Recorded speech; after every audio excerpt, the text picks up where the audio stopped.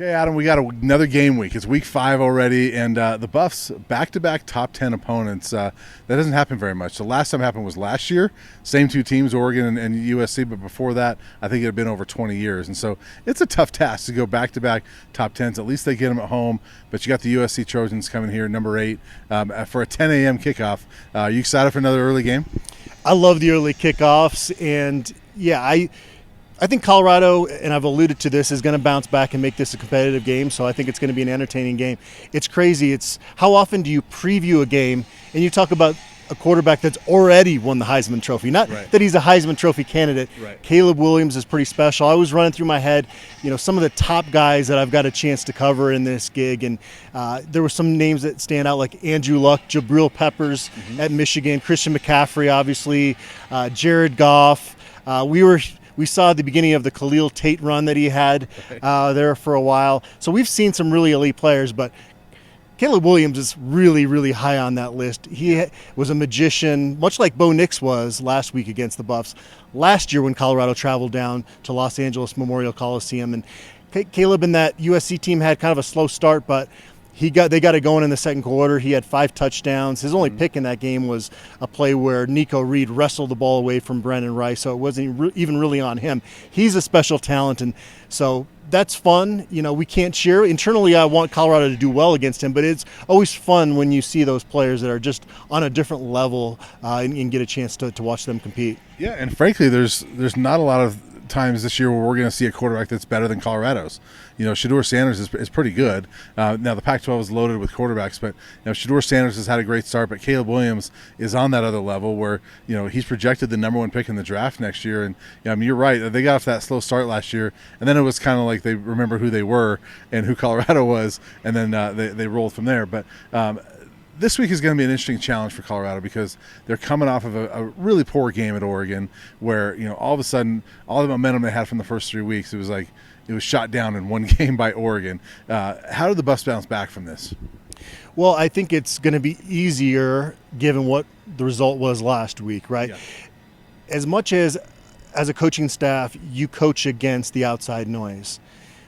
These young men are still human beings, and I know a lot of their classes are online now, but they're still out in the community. Yeah. And there was so much buzz and positivity just in terms of what they had accomplished going in 3-0. And it just didn't look like a football team that was focused. It didn't look like the same football team we saw early this season that ran out there in Autzen Stadium. So I think just 42-6 is going to allow this team to have, I said the word edge in terms of what this defense needs to get back. And yeah. I think that's just across the whole locker room. And I would imagine that's going to be the case. This is a team full of guys with something to prove. And so that chip got a little bit bigger based on what happened in Eugene last weekend. Yeah, and actually Javon Antonio this week said that exact thing, that he didn't think they were as focused at Eugene as they were previous weeks and doesn't think that'll be an issue this week. I think playing at home helps. Yeah. You got the Folsom Field crowd is different, than being on the road. Obviously, it's going to be sold out. You're going to have Big Noon here again. The celebrity list that we're hearing is going to be insane again. I think they're going to be, jazzed up and ready to go for this one. And to your point, also coming off of that loss, they're going to want to prove something after that. And so I agree. I think the Buffs are going to be better this week. And but what's the key to be better? I think. Offensively they got to be better. Defensively they got to be better. But I think it starts offensively. I mean, they've got to get off to a fast start. Yeah, and obviously the clear key is protecting Shedeur Sanders. And we talked about it earlier this week. Mm-hmm. Solomon Byrd is one of the top pass rushers in the country. They rank first in the Pac-12 in sacks through 4 games. Yeah. But USC's run defense has struggled at times this year. So it might be a matchup where you can get things going a little bit more on the ground. We'll see if Alton McCaskill gets a little bit more meaningful carries this week. That's an area that USC's defense has struggled with. So maybe Colorado can get to be a little bit more multidimensional offensively, take a little pressure off Shedeur Sanders. But, yeah. I mean, if he gets sacked 7 times and pressured 14 more times again this Saturday, they're not going to have a chance. So That's obviously the number one factor going into this game. Yeah, the Buffs have given up 23 sacks in 4 games. They're on pace for 69 for the season, which I went back and looked at some stats. NCAA, that would be the most given up by any FBS team in the last 20 years. Go back to 2001 actually. So, and the school record at Colorado is 55. So they're already, I mean, they're on pace to obliterate that. That's not a good number. The Buffs have got to fix that. USC is a team that could add 6 or 7 more. So that's a huge key. Fast start protect Shedeur. Defensively, I don't know how you slow down Caleb Williams, but those corners have got to play well, and you got to get some pressure on him, right? Yeah, he's the guy where you go, you don't stop Caleb Williams, you hope to contain him because he's going to get his.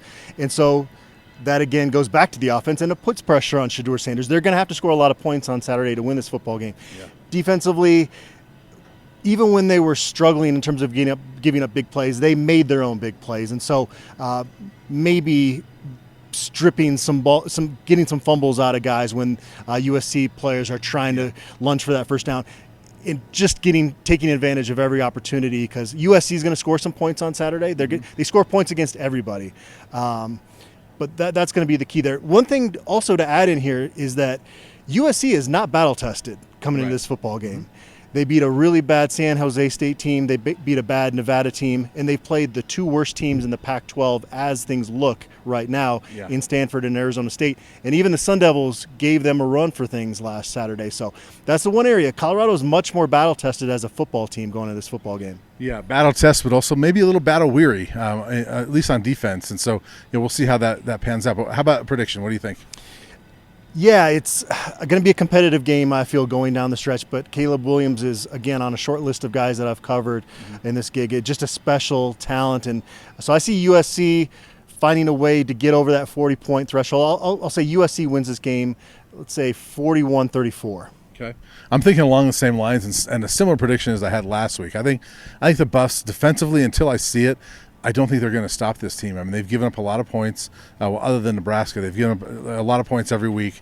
I think Caleb Williams could have a field day against this defense because the Buffs haven't proven it yet. And offensively, they've struggled enough that I don't see them putting up enough points to match USC. I got USC winning this one. Similar score to you. I'm going to go 41-27, though. And I think the Buffs, they're in this thing, but I think USC's too much. I really enjoy coming to work these days. We are waiting around for practice to end, and there's WWE stars walking by, and you never know who you're going to run into around here, and so I'm anxious to see who's in the building on Saturday. You mean we don't commonly see people walk by with a WWE belt over their shoulder? That's not common? It's very common now around these parts, I'll tell you that. It is common, but we're going to see how many WWE belts or how many celebrities are here on Saturday, and we'll be back after the game to talk about it.